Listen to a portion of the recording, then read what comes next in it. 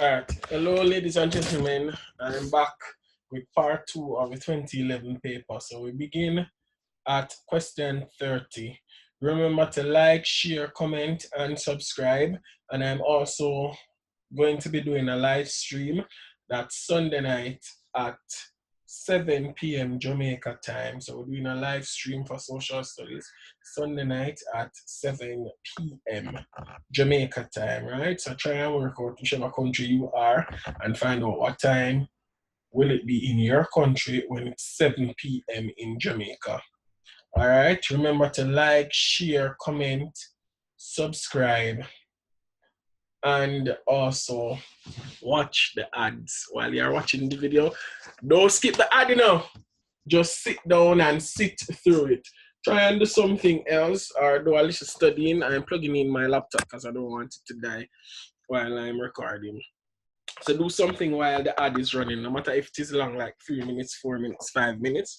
Just watch the ad so that you can support the channel. All right, that's your way of supporting the channel by watching the ad. I appreciate it greatly. All right, also follow my other YouTube channel, Curry Fences, and not just subscribe, but watch the videos as well and drop a comment. All right, 30 says, the right to vote in elections is known as the A ballot, B franchise, C manifesto, D constituency. Answer for 30 is B franchise. 31 says the population density of a country will increase if the A, death rate is high and the birth rate is low. B, birth rate is high and the death rate is low. C, death rate is low and the birth rate is low. D says birth rate is high and the death rate is high. Answer for number 31 is B. Population density of a country will increase if the birth rate is high and the death rate is low. 32, a country's population increase is calculated by finding A, specific fertility rate, B, positive net migration, C, difference between birth rate and death rate, D, sum of the natural increase, and net migration. All right, a country's population increase is calculated by finding D, the sum of the natural increase and the net migration. So the answer for 32 is D. All right, if you've heard any other answer before, no, answer is D. That's how we find the population increase. Sum of natural increase, you find natural increase by minusing the death rate from the birth rate. If there's a positive amount, then that's a natural increase. Good. 33. For which of the following reasons are Caribbean governments most likely to try to attract private investors? A, to increase the markets and revenue of the larger territories. B, to increase travel among people of the region. C, to promote economic development in the region. Or D, to ensure that goods from outside of the region become cheaper. Answer for 33 is C, to promote economic development in the region. 34. The concepts of push and pull are associated with A, migration of people, B, unemployment patterns, C, development of resources, or D, pollution of the environment. Push and pull, that's easy, is associated with A, migration of people. All right, 35 now. Which of the following industries depends mainly on exploiting non-renewable natural resources? Which industry? A, tourism, B, lumbering, C, bauxite mining, D, deep sea fishing. 3, uses renewable resources. 1, exploits non-renewable natural resource, and that is C, bauxite mining. So the answer for 35 is C, bauxite mining. Tourism uses natural resources, but most of what it uses is renewable. Lumbering, the same thing, that's renewable because it can replant trees. Deep sea fishing, that's renewable because that replenishes itself over time. Good. 36. Which of the following countries has the greatest potential for generating large amounts of hydroelectric power? Once you're hydroelectric, you have to look for the country that has large rivers or a large number of rivers. A, Guyana, B, St. Lucia, C, St. Vincent, D, Trinidad and Tobago. The answer is A, Guyana. 37. Fish, bauxite, and sand are best classified as A, minerals, B, products, C, resources, D, elements. Those are all C resources. Fish, bauxite, sand. 38. Which of the following would not be used in conserving the environment in the Caribbean? A, reforestation, B, sand mining, C, marine reserves, D, land reclamation. Land reclamation, taking back land that was lost or putting back. Marine reserves, allowing the marine life to grow, to replenish itself. Reforestation, that's replanting of trees. So all of those are conservation efforts. The one there that is not known would be sand mining. So the answer for 38 is B, sand mining. All right, 39. Which of the following are problems caused by man in his efforts to utilize his environment? 1, soil erosion. 2, pollution of the environment. 3, depletion of natural resources. So all of them are problems caused by man. When you cut down trees, that contributes to soil erosion. Pollution of the environment, pollution occurs because of human activity. Depletion of natural resources, it is man who extract natural resources for its usefulness. So all three of them, so it's 1, 2, and 3. So the answer is D for 39, 1, 2, and 3. 40 now, renewable physical resources may provide energy in the Caribbean for many years to come. One example of a renewable physical resource, A, wood, B, petroleum, C, natural gas, D, nuclear energy. Answer is A, wood, because that is a renewable physical resource. All the others are not. 41, the term labor force is best defined as all persons who are A, at the age of retirement from work, B says qualified to work and are currently employed. It's not so visible, so I'm struggling to see it. C says employed and unemployed who are qualified, willing, and able to work. B says qualified to work and are currently seeking employment. The answer for 41 is C. The labor force is made up of all the persons who are employed, unemployed, qualified, willing, and able to work. All of them make up the labor force. If you hear any other answer anywhere else, it's not correct. C is the answer. Labor force, employed and unemployed, who are qualified, willing, and able to work. So dismiss all other answers. 42. Which of the following actions may be taken by an employer against the workers during an industrial dispute? This is a repeated question too. What can the employer do? Is it as A, strike, B, lockout, C, sick out, D, work to rule? Only employees strike, only employees can do a sick out, and only employees can do a work to rule, right? Only one that the employer can do is B, a lockout. Item 43 now refers to the following illustration. Man, I need a work, and the place says no vacancy.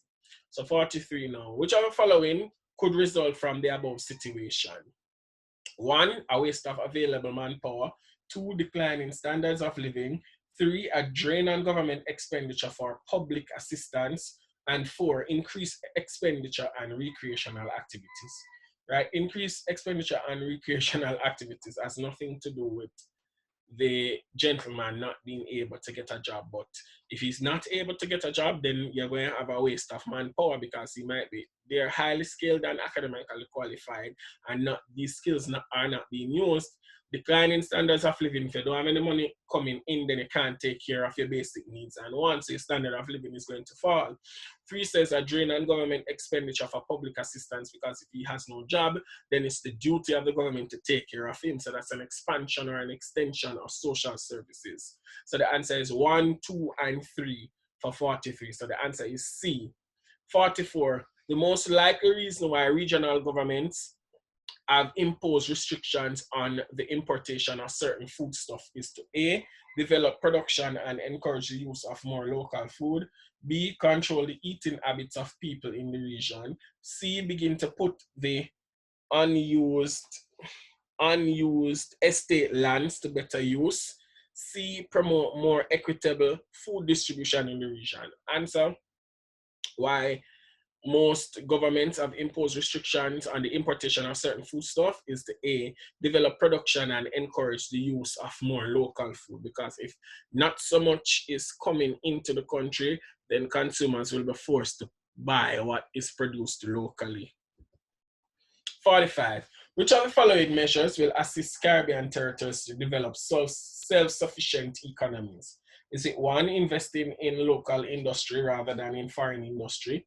2, using local goods and services instead of importing? Or 3, developing the local agriculture sector and creating jobs? So for 45, looking at what the question is asking, all of them, all the measures will be able to assist Caribbean territories to develop self-sufficient economies, because they invest locally, then they will be producing more, they can employ more people, the government will get more revenue through taxation, and workers will have greater spending power.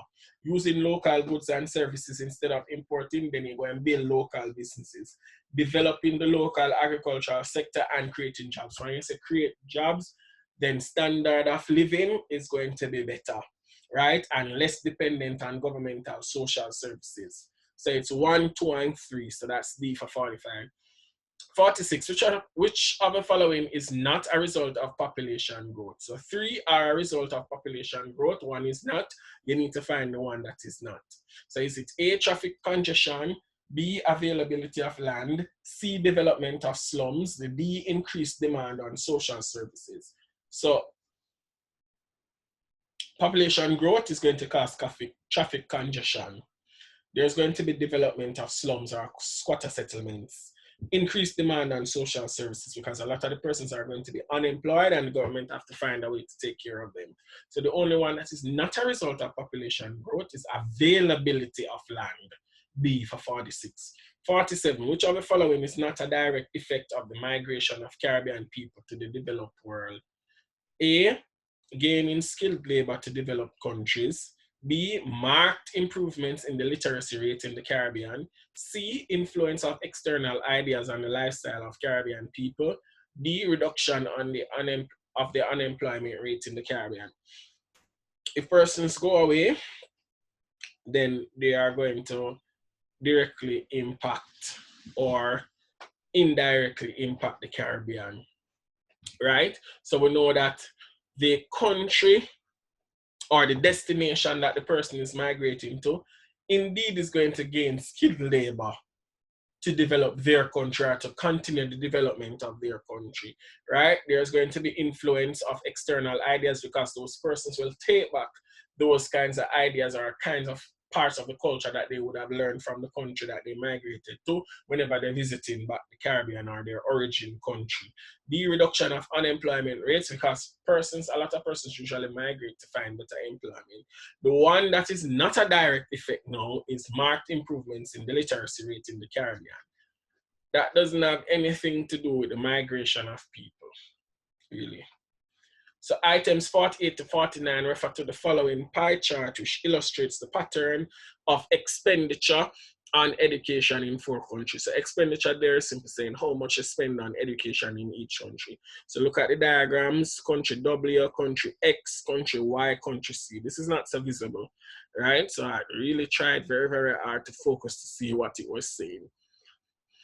So the pie chart showing expenditure of education budget in 4 countries. So 48 says, which of the countries has an education policy which is best geared towards obtaining manpower for economic development? Is it A, country W, B, country X, C, country Y, D, country C? For 48, look, see if you can zoom in the pie charts and have a better look to see which one focuses more on obtaining manpower for economic development. Look how much they spend towards education, whether it's primary, secondary, technical colleges, or universities. Look closely for 48, look closely. Already, your answer is? So all those who are here saying country Z, you are correct. Country Z, country Z. So the answer for 48 is D, country Z or country Z. 49, on which sector of education do most countries place the strongest emphasis? So look for the country that is common. Sorry, not country. Look on the educational area on each pie chart where greatest emphasis is placed. Look on each. We see that on country Y, country W, sorry, half of the educational budget is spent on primary. Country X, a little bit over half. Sorry, a little bit over a quarter, right, is spent on primary. A little over half is spent on secondary. Then now primary in country Y, primary has a greater amount. So primary, more is spent on primary in countries W and Y. Secondary, more is spent on secondary in country X. More is spent on primary than secondary in country Z. So the focus is primary. So 49 is A, right? Primary. And which sector of education do most countries place the strongest emphasis? So 49, it's A, primary. 50, which of the following is a function of the Organization of Eastern Caribbean States, OECSA?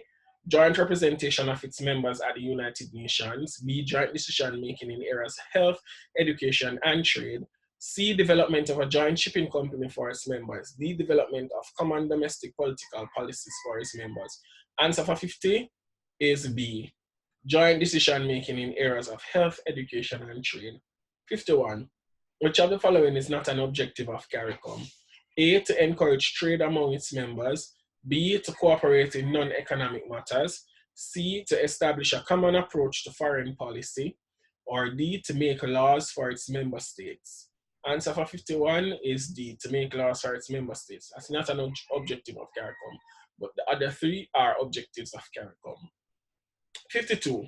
The treaty which led to the establishment of CARICOM is an example of A, bilateral agreement, B, unilateral agreement, C, functional agreement, D, multilateral agreement. So CARICOM is an agreement among multiple countries. So that's an example of D, a multilateral agreement. 53. Which of the following is responsible for the day-to-day operations of CARICOM? Is it A, Heads of Government Conference, B, Caribbean Community Secretariat, C, Common Market Council of Ministers, or D, Organization of Eastern Caribbean States? Answer is B, the Caribbean Community Secretariat. 54. Which of the following institutions of CARICOM is responsible for the economic activities of the community? A, Common Market Council, B, Heads of Government Conference, C, Conference of Agriculture Ministers, D, Standing Committee of Ministers. Answer is A, Common Market Council. 55. If a CARICOM country imposes restrictions on CARICOM products, which of the following provisions of CARICOM is being violated? A, rule of origin, B, special regime of LDCs, C, liberalization of trade, D, common external tariff. If countries impose restrictions on CARICOM products, which of the following provisions of CARICOM is being violated? That is C, liberalization of trade. 56. Countries are represented by prime ministers or executive presidents or chief ministers. The statement above refers to the grouping in CARICOM known as A, Standing Committee of Ministers, B, Heads of Government Conference, C, Common Market Council, D, CARICOM Secretariat. The prime ministers, chief ministers, executive presidents, they all make up B, Heads of Government Conference, which is the most powerful organ in CARICOM, or part or subgroup or group in CARICOM. 57. Which of the following is not likely to be a potential benefit of CARICOM to a member state? A, movement of skilled people within the region. B, investment in the region's natural resources. C, greater sufficiency in food production within the region. Or D, increased competition among member states for limited human resources. Answer for 57 is D, increased competition among member states for limited human resources. That's not a likely benefit of CARICOM. All right. Item 58 refers to the following statement. CARICOM countries need to pool their skilled human resources. The most likely result of such action should be they pool their human resources. Remember that skills, talent, and ability of the people. Is it A, a speeding up of the rate of brain drain? B, an increase in spending of foreign exchange? C, a reduction in the need for foreign experts? D, a reduction in workers' wages and salaries? Answer is C, a reduction in the need for foreign experts, because if we can find the experts locally or regionally within CARICOM, then it would be better for the members, because if you can't get the job in Jamaica and it's available in Barbados, they can employ the person from Jamaica instead of employing somebody from another continent or another geographical area. All right, 59. Which of the following is a reason for the common external tariff CET within CARICOM? A, to reduce demand for goods imported from outside the region. B, to encourage political union among member states. C, to promote hassle-free travel throughout the region. Or D, to create a common currency in the region. Answer for 59 is A, to reduce demands for goods imported from outside the region. 16. Which of the following is the correct progression of Caribbean integration movements? Is it A, Federation, then CARIFTA, then CARICOM? Is it B, Federation, CARICOM, then CARIFTA? Is it C, CARICOM, CARIFTA, then Federation? Is it D, CARIFTA, CARICOM, and Federation? The order in which integration was attempted was the West Indies Federation was first, that failed. Then another attempt was CARIFTA, then CARIFTA was extended into CARICOM. So it's Federation, CARIFTA, CARICOM. Answer for 60 is A. All right, ladies and gentlemen, thank you guys for watching. Remember to like, share, comment, subscribe. Remember to watch the ads, watch the ads, watch the ads, watch the ads. Subscribe to my other YouTube channel, Curry Fences, and also follow me on Instagram at Social Studies Wiz. That's Social Studies Wiz on Instagram. Thank you and all the best for your exams. Remember the live stream on Sunday, 7 p.m. Jamaica time on YouTube. Thank you guys for your love and support. May God bless you.